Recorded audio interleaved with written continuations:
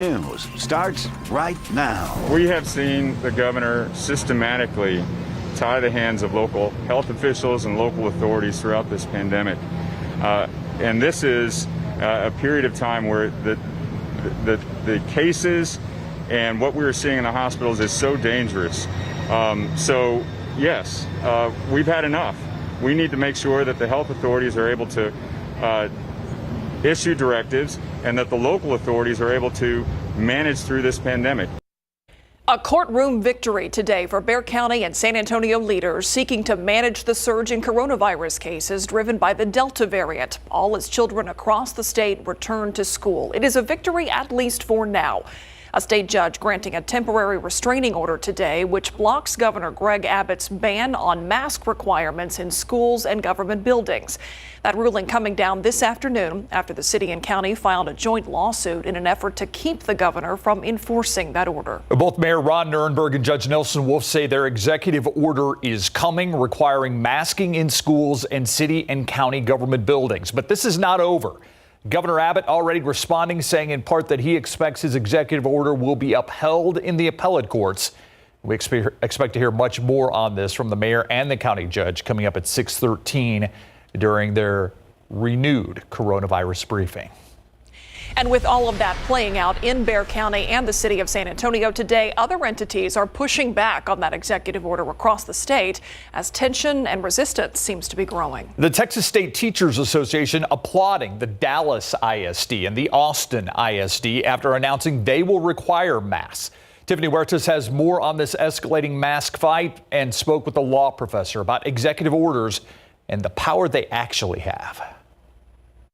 Everybody that's fighting this mask prohibition of a mandate is doing so because they're looking at their communities and seeing that if this is needed, we have to have this control. The president of the Texas State Teachers Association says more school districts should join Dallas and Austin ISDs in defying Governor Greg Abbott's order prohibiting mask mandates. Abbott issued his latest executive order on July 29th, which restricts any local government, including school districts, that receive state funds from requiring COVID-19 vaccinations, vaccine passport, or requiring masks. A professor at the University of Texas at Austin School of Law says Abbott can create executive orders when he has declared a disaster. So since the school districts derive all their authority from state law and the governor in an executive order with the force and effect of state law has prohibited that, then you're on a collision course between the school districts who decided to do this and this executive order. Entities that do not comply with the order face a fine of up to $1,000. Urban, who was Abbott's legislative director in 2015, says it will be up to the governor, attorney general, or some other entity on behalf of the state to enforce the order. He says it's difficult to tell what happens with the lawsuit that some school districts have filed against the state. It's to be determined as to whether these requirements are the requirements in the executive order would be upheld. It's my guess that the Texas Supreme Court would uphold the executive order. For now, local school districts that have already started classes are expected to follow the mask mandate by local health authorities. Tiffany Huertas, KSAT 12 News. New at 6, a retired Kelly worker, musician, and devoted Spurs fan. 76-year-old Patricio Elizondo was fully vaccinated, and yet he died this week of COVID-19. He apparently became one of those rare cases of breakthrough deaths. The vaccines don't offer 100% protection, but breakthrough cases usually aren't severe enough to require hospitalization. But his daughter tells our Jessica Gallardo her father had diabetes and a heart problem, which doctors say still made him vulnerable. I was in total shock. Yvonne Rodriguez was in disbelief. Her fully vaccinated father, Patricio Elizondo, had died of COVID-19. Do you still believe in the vaccine? Yes, I do. I can't imagine how much more he would have suffered if he had not gotten the vaccine. Well, I think she's right. Figures from the Texas Tribune show of the nearly 9,000 COVID deaths in Texas since early February, only 43 were fully vaccinated. It can happen. It's just rare. Like that percentage is 0.5%. The rest, Patterson says, 99.5% were unvaccinated. Those who have died, she says, despite being vaccinated, were among the oldest and most vulnerable with underlying conditions. Metro Health says the same about the 4 breakthrough deaths it saw last week out of more than 1,500 COVID deaths. My infectious disease colleagues across the city say they're beginning to see it. Patterson says it's likely they'll see more as the numbers continue to swell. Being vaccinated to protect yourself and others, Rodriguez says, is really the best hope. That's the only way I think we're going to get through this. Jesse Degollado, KSAT 12 News. Again, we'll hear more about COVID-19 in our community coming up at that 6:13 briefing. Meantime, a man is in jail after police say he robbed a bank on the city's northwest side. Police say 50-year-old Anthony Villarreal went to the Wells Fargo Bank in the 3000 block of West Woodlawn Avenue, pointed a gun at a bank teller. According to the arrest affidavit in this case, Villarreal then handed her a note and demanded money. The teller complied, gave him that money, and he ran off. Police used surveillance footage from a nearby Walmart to identify the man and tracked him down to an easy pawn in the 800 block of Castroville Road. Villarreal now facing a charge of aggravated robbery. Today, we learned the name of a man who died inside his burning apartment yesterday morning. The Bexar County Medical Examiner says 38-year-old Gary Edward Davis died from complications due to smoke inhalation. It was around 4 a.m. yesterday when a neighbor saw smoke inside of his apartment in the 9200 block of Dartbrook Drive. That neighbor ran next door to Davis's apartment, thinking he could save the man, but says the smoke was too thick. Firefighters eventually were able to pull Davis out, and they tried to save him, but were not able to. No one else was hurt. The cause of that fire still under investigation. A home on the city's near north side that was undergoing renovations now in need of some major repairs after an overnight fire. It happened in the 300 block of West Hollywood Avenue around 12:30 a.m. That's in the historic Monte Vista district. When fire crews got there, they say they could see flames coming through the windows and doors. 5 people inside the home at the time made it out okay. The cause of the fire is still under investigation. This evening, watching some delays on 281 southbound. This is the TransGuide view from Basse Road as we take a closer look at things in this area here, seeing some of those delays, and down to 17 miles per hour in Olmos Park if you're heading south toward downtown on 281. Looking throughout the rest of the area, did have some delays on 35, but that is improving quickly. 15 minutes now from the northeast side to downtown, and the southwest side only 11 minutes. Also watching some delays on Loop 410 on the northwest side as we take a look at that really quickly. Down to 16 minutes, 29 miles per hour between I-10 and 151, only 7 minutes the other way. So if you know someone heading out on 410 on the north and west side, watch out for that this evening. Stephen Meyer. All right, thanks, Daniel. Let's take a look outside with live cam. 93 degrees out there. Now, I know it's not as hot as it could be this time of year, but it's still pretty steamy out there today. I'm going to make an unusual request for the summer in San Antonio. Can we get some rain? I haven't had to really request it all summer, but some rain would be nice. Now, we had a lot of it for a while. That's what I'm saying. I haven't had to request it for a while. That's true. And we get spoiled. I'm putting in a request. We've been spoiled. We get accustomed to having it and weekly chances here and there. It's going to be more of the same until we get into about Sunday, Monday time frame. That's when we'll have the reintroduction of a chance of a few showers and thunderstorms back in the forecast. Right now, we're sunny, 94 degrees after a high temperature of 96, dew point 68. There's this steaminess and mugginess in the air. Feels like it's 98 degrees. You look elsewhere, and for the most part, low to mid-90s, from 93 Divine and Hondo to 94 Gonzales, 92 Bandera, and Helotes now at 95 degrees. And this evening's going to be quiet. We'll gradually see the temperatures falling through the 80s. At least we have a nice breeze outside.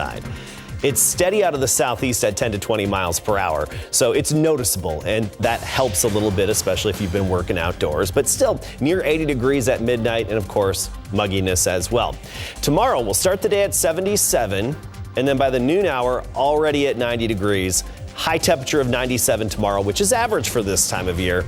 And that southeasterly breeze at 10 to 15 miles per hour. So still noticeable, but not quite as good as the breeze we had yesterday and today. I do want to point out, friendly reminder, tomorrow is another CPS peak energy demand day. So try to reduce your usage between 2 p.m. and 7 p.m. To try to limit the stress that's put on our power grid. I'll be back to talk more about the Perseid meteor shower, which peaks soon, and a little bit of tropical activity coming up.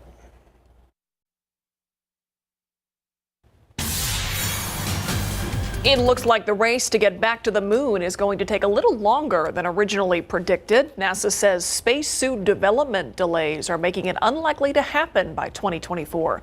NASA's Inspector General says they won't be ready until April 2025 at the earliest. The space agency has spent more than $1 billion on the new spacesuits for the Artemis program.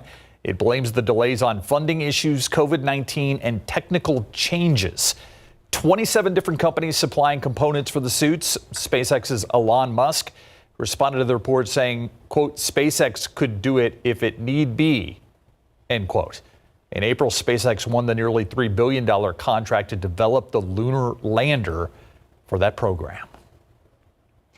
Now we got to turn to the race to get more people vaccinated in our community as the back and forth over masks in schools taking a legal turn today, and the Delta variant is surging across San Antonio and much of the country. Yeah, the 7-day average, the last check of the website had gone up to 1,353 cases per 24 hours. That's according to the city and the county's website. We're expecting to listen, and there they are right now. Let's go to City Hall.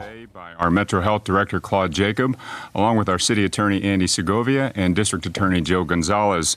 Welcome back to our COVID-19 briefings at 6:13. We did think we were done with these, but as you know, the Delta surge is very serious, and we want to give you updates on what is happening in our community. So let's go into tonight's update. First of all, the city of San Antonio and Bexar County today filed a lawsuit challenging Governor Greg Abbott's authority to suspend state laws that give local officials the needed authority to cope with an emergency. The lawsuit was filed in the state district court in Bexar County and asked for a temporary restraining order to prevent enforcement of the governor's latest emergency order. I'm pleased to share that the court granted the temporary restraining order. To that effect, Bexar County Health Authority Dr. Junda Wu has issued a public health directive for the upcoming school year, and that means effective immediately, starting tomorrow. The directive applies to all public schools from pre-kindergarten through grade 12, effective immediately. Again, mask wearing. And Claude Jacob, our Metro Health Director, is going to go into what's in the order in just a moment. But first, let me give you an update on where we are with COVID numbers in our community. COVID-19, as you know, is surging, causing severe stress to our local hospital systems. We are in a worsening situation with the community's overall COVID-19 risk at severe. The region's positivity rate now is 21.4%. For context, the positivity rate was 24.2% last July, 23.2% last winter. But just a couple of months ago, we were below 2%. So it has skyrocketed, and we are getting into a very dangerous territory. As a reminder, we have a complete list of testing sites available at covid19.sanantonio.gov. You can also call the COVID-19 hotline by calling 311 and selecting option 8. Finally, let me get into case numbers and hospital data. Today, we're reporting 1,914 new cases of COVID-19. Our 7-day moving average has jumped to 1,353.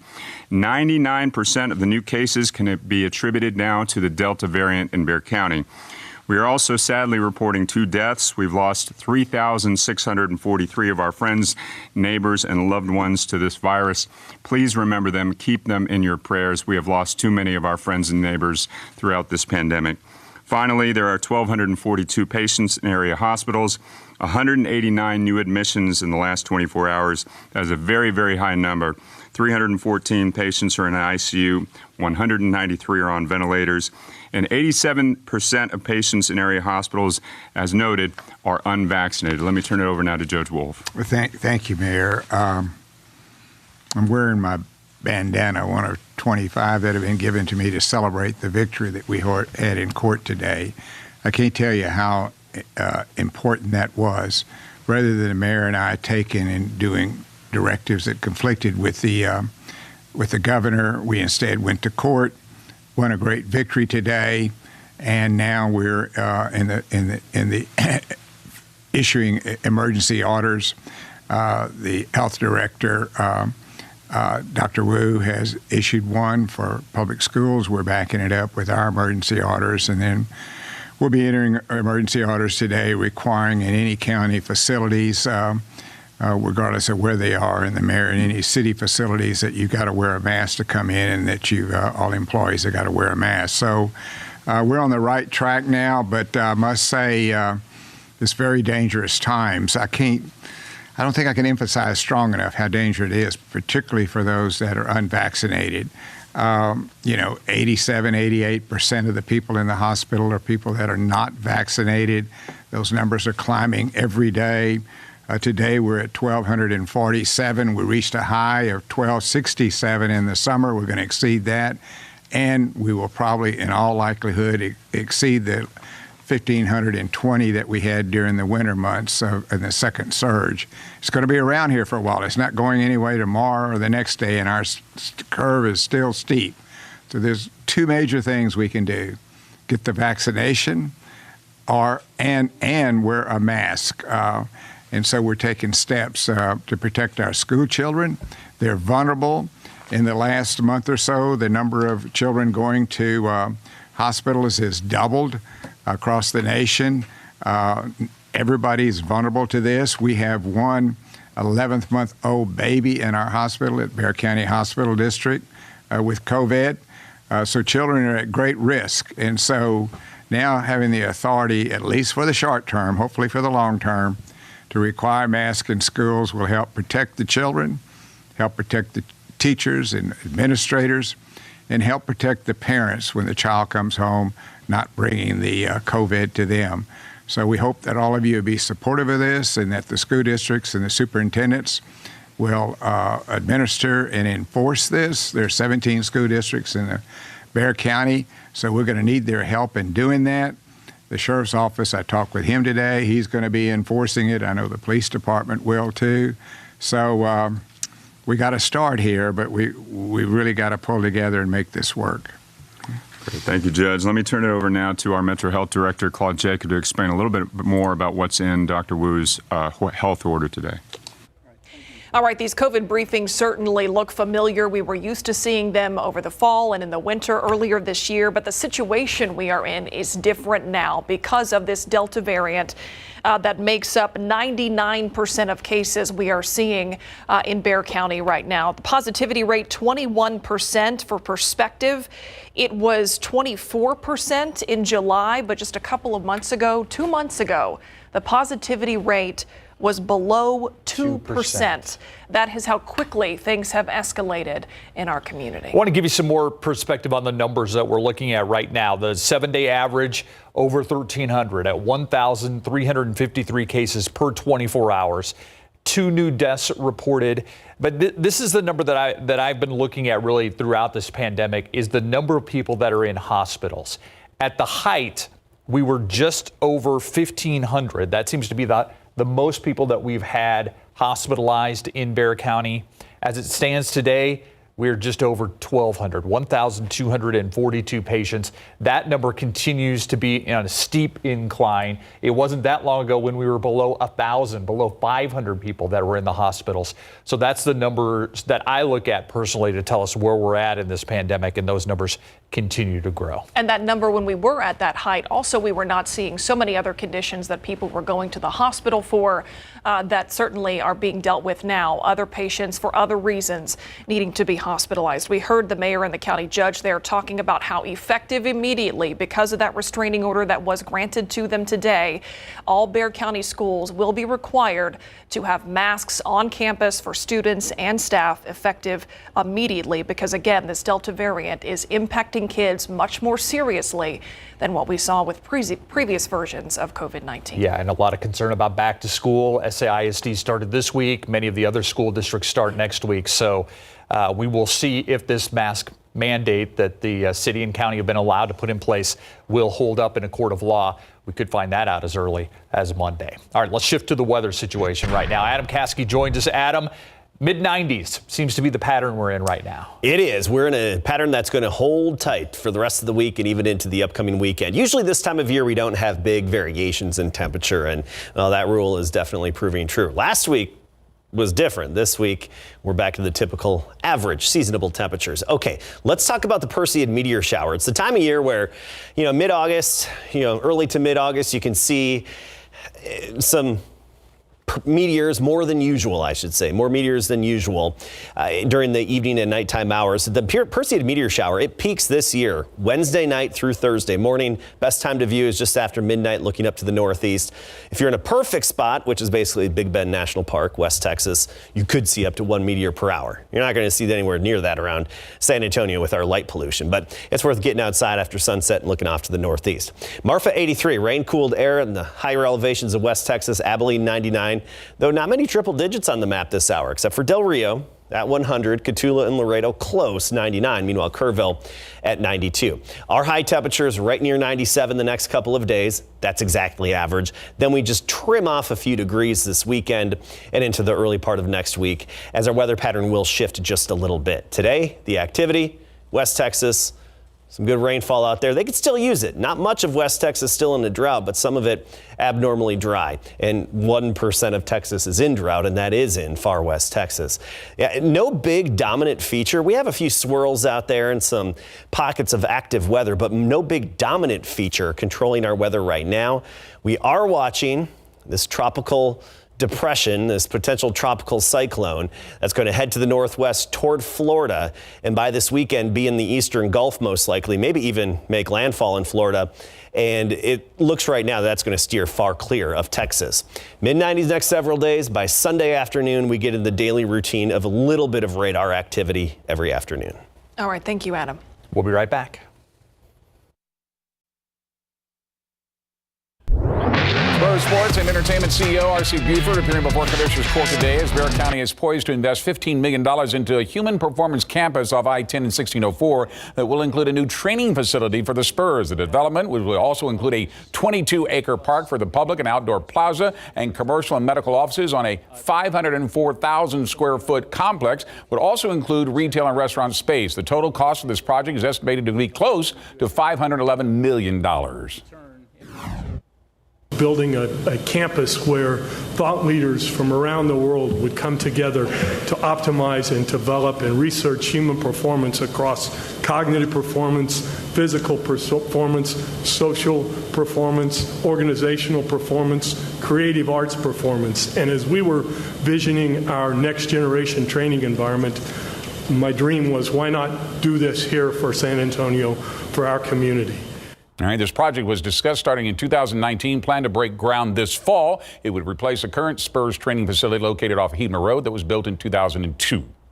Pro football coverage powered by Davis Law Firm. The Houston Texans kick off their preseason this Saturday night when they travel to Green Bay to take on the Packers, but quarterback Deshaun Watson is not expected to travel with the team for the game, despite the fact he had returned to practice on Monday after being absent for unknown reasons for the past 5 days. Watson is facing an NFL investigation and 22 civil lawsuits accusing him of sexual assault and misconduct during massage. Combine that with Watson demanding a trade, and his future in Houston is shaky at best. That means more playing time for Tyrod Taylor and the Texans' first pick, Davis Mills, out of Stanford. What has the rookie shown his head coach so far in training camp? He's shown us again, as you've seen, when he's had bad days, that he can come back and do what we need to do as a quarterback, and that's what quarterbacks need to do. Just like in the scrimmage, we had some bad plays that happened with that first group, and they overcome it, although that's a hard thing to do. And he's shown that when he's put in that situation, that he's going to come back and he's going to do what we feel like we want to do, play the next play mentality. Now, in the Cowboys training camp in Oxnard, Micah Parsons continues to impress. The rookie scored his first fumble recovery in his first ever game wearing the star when he was able to recover Mason Rudolph's fumble in the Cowboys' 16-3 loss in the Hall of Fame game. Now, Parsons, who is the Cowboys' #1 pick at number 12 overall, is impressed with the folks who have come before him on the Dallas D. You look at this linebacker room, I see Leighton. I call him Big Country because the way he just takes on blocks and the way he could just, run to the ball, I call that's that horsepower. Me and him got that horsepower. We laugh about it, but, I like the way he just plays aggressive. He plays, hard, and he wants how hard he wants it. So I look at that as a guy that, you know, is going to impact this team. And, you know, he battled his injury last year. So, look at a guy like that is going to be a big help to this team. And, you know, Jalen, every day he comes hard, running to the ball, great practice player, knows how to do everything, the meetings, the walkthroughs, just, you know, and that just shows how much he's going to get better this year just off the mental piece. And then, you know, I think the corners, they've been challenging themselves. So I say I could add to this team, but, you know, I don't think this team needs me, but, you know, I'm just happy to be here and happy to help win games. Yes, they do need you. And don't forget, Hard Knocks for the Cowboys debuts tonight at 9 p.m. as cameras follow their every move on the HBO All Access show. And Steve is already impressed with one scene featuring Ezekiel Elliott and Dak Prescott with a very short cameo. Yes, and showing off Ezekiel's gift wrapping skills. Or not lack gift of. wrapping skills. Yeah. Thanks, Greg. You got it. We'll be right back. An alarming surge in cases in nearly all 50 states. 94,000 new pediatric cases reported in this country in just a week. These COVID numbers are something we have not seen in 6 months. From the burnout on the front lines to the burden on hospital systems. ABC's Morgan Norwood tracking the latest COVID-19 headlines. As the Delta variant drives up the caseload, burnout among some frontline hospital staffers is depleting the workforce. In Arizona, nurse Paulette Rangel now leaving her post. I love them, I feel for them, and I wish that I was there to help. But ultimately, I had to take care of myself. I had to take care of my family and my mental health. 98% of our country's population is now living in a county with high or substantial community spread, triggering a steady increase in hospitalizations with more than 73,000 people receiving care, the highest number in 6 months. The majority of the patients who've been admitted are between 10 and 13 years of age, which puts them right at or just below the age of vaccination. As many children head back to the classrooms, the American Academy of Pediatrics urging the FDA to grant emergency use authorization of vaccines for 5 to 11-year-olds as quickly as possible. The Delta variant, experts warn, can present severe symptoms in children. We're lucky that we were able to bring Enzo home. 7-year-old Enzo Montoya, a second grader, was hospitalized with the virus for over 2 weeks. He had to be isolated for 10 days. His parents say they thought they'd taken the right precautions by getting vaccinated, but Enzo was somehow exposed. And it's very sad right now with COVID rising in kids. So we just want everyone to do their part, get vaccinated. And the good news is vaccinations are increasing. In fact, the CDC says first doses are up 88% within the past month. As for vaccinations for young children, Pfizer says it plans to submit its safety data to the FDA by the end of September. Moderna says fall. Morgan Norwood, ABC News, Los Angeles. SA Live going back to school tonight. They're live at the Sunshine Cottage School for Deaf Children for their back to school special in prime time. Everything from affordable fashion to tech to meal prep hacks for busy families, a dorm room makeover, even a big giveaway. It's all tonight from 7 until 8 right here on KSAT 12. Oh, a reminder that summer is almost over, but I'm guessing this summer weather is going to stick around a while longer. Adam. Yes, it is. And this kind of summer weather, good for making thermometers. Okay. In your spare time, you know. In your spare time. Everybody's spare time. Yeah, and Adam's spare There's a whole lot of spare time going around. Everybody's got so much of it. Actually, I did just clean my garage out and reorganize it, and so now I'm really excited. Got new tool chests and everything. I'm really excited to actually get in there and crank up and for ornament mess it all season. Up again? Yeah, that's what's going to happen. You know me too well, Myra. All right, so quiet around here, obviously. Perseid meteor shower, we talked about that earlier. It peaks tomorrow night, and we are, of course, tracking the tropics. So let's get right to it. Quick glance at the Perseid meteor shower info. Again, it's going to peak tomorrow night, but it is that time of year where for about a 2-week span, you can see more meteors than usual up in the night sky. But the peak of the annual Perseid meteor shower is tomorrow night into Thursday morning. Best time to view is after midnight, looking off to the northeast. Now, West Texas, where actually we have some of the best night sky viewing in all of America, to be honest with you. That's where we actually have a decent amount of clouds right now, but that cloud cover will probably dissipate out overnight very gradually. But of course, they're seeing impeded view of the Perseids this evening and early tonight. Around here, I think we'll have clear skies up until about 2-3 a.m. when the low clouds start to develop. You can see the shower activity West Texas. Good to see it in New Mexico and Arizona. Drought-stricken parts of the U.S. there, and even parts of West Texas still abnormally dry, but they're getting a little splash and drink of water. No big dominant feature across the nation. We do have some activity and even some severe weather, say around Chicago and parts of the East Coast. However, we don't have the big upper level high giving us that huge clockwise circulation, not yet. That should redevelop later in the week, but not be planted directly over us. So we're not anticipating a big jump in temperatures anytime soon. Here's what we're tracking in the tropics. This system right here near Puerto Rico, very weak. Max sustained winds at 35 miles per hour. It's going to be tracking to the west-northwest. A lot of interaction with land here, and that always inhibits development and strengthening. But once it gets into the eastern Gulf of Mexico this Saturday, it could actually strengthen a little bit. Still likely to remain a tropical storm, maybe low-end hurricane. And right now it looks like odds favorite bending northward and steering clear of the Texas coastline. We'll just keep you updated on that system. 83 Marfa, that's the cool spot with some rain-cooled air out in West Texas. 93 Houston, 95 Dallas, and 95 right now in Junction. Del Rio still at triple digits, even 100. Here's the nice thing. Look at the breeze zone, Del Rio. 25 miles per hour with some higher gusts. Here in town, a nice breeze, steady at 18 with higher gusts. So yeah, it's warm outside. It's seasonable in terms of temperatures, but at least we have a nice wind out there, a good breeze. Tomorrow, very similar to today. 77 in the morning, high temperature of 97. Today we made it to 96. 97 is the average. We'll pretty much be there tomorrow. And a southeasterly breeze at 10 to 15. Still triple digits another day, closer to the Rio Grande. Even Creedsville Springs about 99. Beeville about 95. Kerrville 94, the high temperature.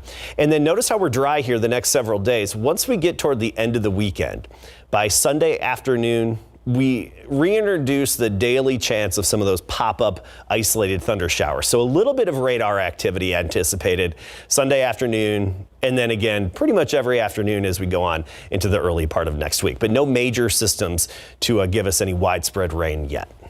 Okay, thanks, Adam. We'll be right back.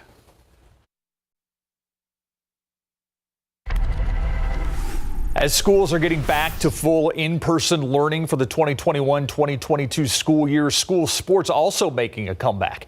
But before your teenager gets back into the swing of things, will you get your child the COVID-19 vaccine? A survey from the Kaiser Family Foundation says nearly 1 in 4 parents will definitely not. Ursula Perry has details on why that can spell trouble, especially for student athletes. There are more than 8 million high school student athletes in the U.S., and of those students, 1 in 300 will carry a form of cardiovascular disease that predisposes them to have a risk of sudden cardiac arrest. having COVID could put them at greater risk, including those who never had heart problems before. COVID can affect the heart, and you don't have to be that symptomatic to have issues within your heart muscles. A study from Ohio State University found 15% of athletes who had mild symptoms of COVID or were asymptomatic showed signs of heart inflammation as they recovered. Overexerting the heart while it's inflamed can lead to major complications, sudden cardiac arrest, and even death. You can watch out for chest pain, shortness of breath, and dizziness after the quarantine period. Those are always red flags that then warrant follow up with their pediatrician and or pediatric cardiologist. Also, making a graduated return to play helps. Don't push yourself to practice or play right after your COVID recovery. Check with your doctor to see if the heart inflammation is cleared before you return to play. Another recommendation is that you get your student athlete a heart EKG before they start doing any sports. It's not usually included in a sports physical, so you have to ask, but it can detect heart abnormalities that could lead to sudden cardiac arrest or even death. Now, research does show that there is a small number of people who get heart inflammation from the COVID-19 vaccine, but the benefits of getting that vaccine far outweigh that risk. Ursula Perry, KSAT 12 News. All right, we showed you this earlier, 281 at Basse from TransGuide. There was some delays southbound on 281, but that doesn't appear to be the case at the moment. So let's head over here to the wall real quickly and walk you through that. That is cleared out. But just a reminder, this evening there's still going to be some bridge work in the northbound lanes here at 281 in Basse. That begins at 8:30, so in a little less than 2 hours, so watch out for that. Still have a tricky situation here out west on Highway 90, just west of 1604, approaching State Highway 211. They were doing some road work earlier. Presumably that has ended, but we're still seeing some major delays out there. So if you are heading between Castroville and 1604, for example, down to 27 minutes, your drive time up to that 23 miles per hour, only 10 minutes in the other direction. Once you're inside 1604 on Highway 90, things look a lot better. But that's our trouble spot right now, Highway 90 at Loop 1604. And we'll have more news for you coming up after a break.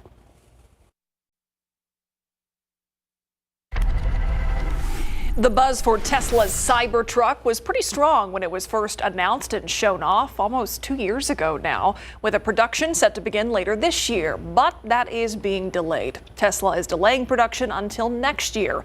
The automaker posted an alert for customers on its website. The alert reads, quote, "You will be able to complete your configuration as production nears in 2022, end quote. CEO Elon Musk hinted at the possible delay last month, pointing to shortages of computer chips, battery cells, and global supply chain challenges. Musk says Tesla is also pushing back plans for a fully electric semi-tractor vehicle. 2 years later, still not used to that design. No. Not many of us are making plans to go camping in the middle of the week, but you don't really need to be at the campground to enjoy this favorite snack, especially on National S'mores Day. It is observed every year on August 10th, weekend or not. See, I think you kind of do need to have a campfire, roast the marshmallows. But, most of you probably already know this, but s'mores consists of roasted marshmallow, a piece of chocolate bar between 2 graham crackers. The campfire favorite rumored to have been invented by the entrepreneur Alec Barnum. According to nationaldaycalendar.com, the first s'mores recipe, you need a recipe for it, apparently, appeared in the 1927 publication of Tramping and Trailing with the Girl Scouts. That's a pretty good point. You got to burn the marshmallows. I'm one of those people. Yeah. I like them to catch fire. We'll be right back. S'more news to come after this. Here's today's in case you missed it. 13-page lawsuit that was filed this morning. This latest ruling will now allow the mayor and county judge to issue a mandate requiring masks in public schools for all city and county employees and for visitors to city and county facilities. The governor's executive order still applies to other districts in the state. Some districts, however, choosing to defy the order. And State Teachers Association is applauding that here in Texas. On Monday, Dallas ISD and Austin ISD announced they will be requiring students and staff to wear masks. The TSTA says it applauds these school districts for putting health and safety of their students and staff first. One man dead after police found him shot on the city's southeast side overnight. His killer's still on the run. Police found 57-year-old Juan Martinez in a Dollar General parking lot on East South Cross near South New Braunfels. But police believe he was actually shot at a different location. They say their investigation led them to a gas station about a block away, where they believe he was shot inside his truck.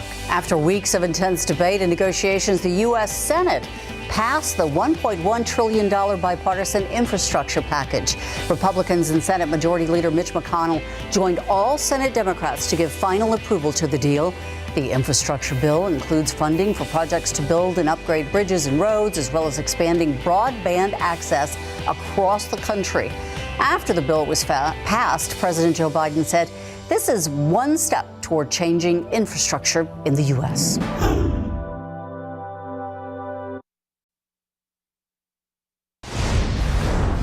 News around America. Dominion Voting Systems filing a $2 billion lawsuit in D.C. District Court claiming One America News Network, its president and CEO, and 2 on-air personalities as defendants.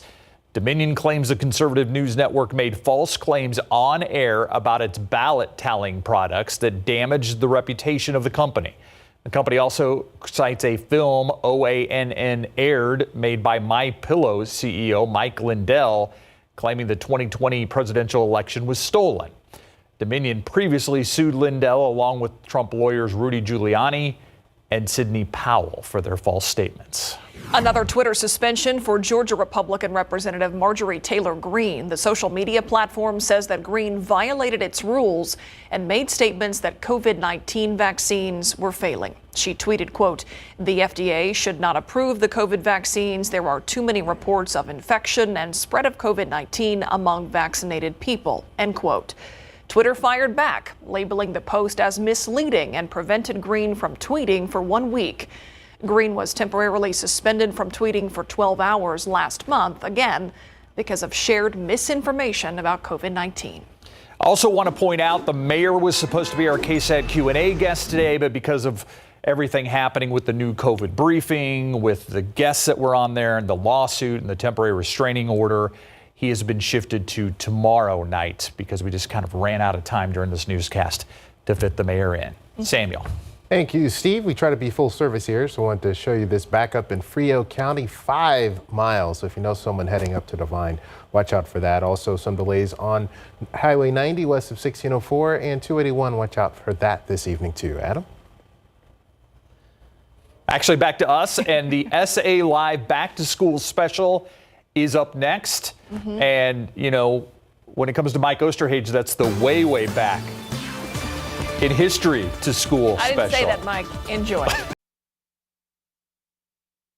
Tonight on SA Live, pack up your backpack. We're getting you ready for class. From the latest back-to-school fashion trends for any budget to tech that will make learning easier and go easier on your wallet. Meal prepping ideas for busy families, plus a dorm room makeover. Fitness for kids and a big giveaway. It's all right here on this special primetime edition of SA Live. Everything you need to start the school year right. You're watching SA Live's Back to School special in prime time. Brought to you by Sunshine Cottage School for Deaf Children.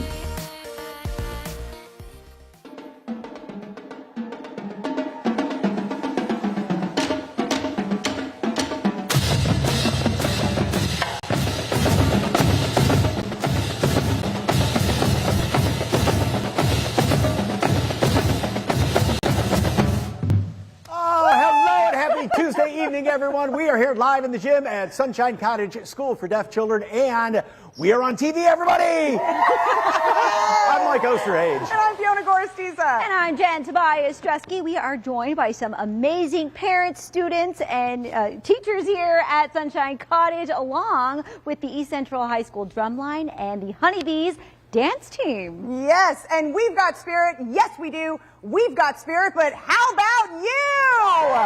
In fact, take a look at these photos. Do you recognize these students? Well, it was us when we were back in high school. And for Mike, how long did you have to sit still for that photo? It's coming up here in a second. Yes, Reester beat you to the punch with saying it was way, way back. There's Fiona when she was a cheerleader in high school.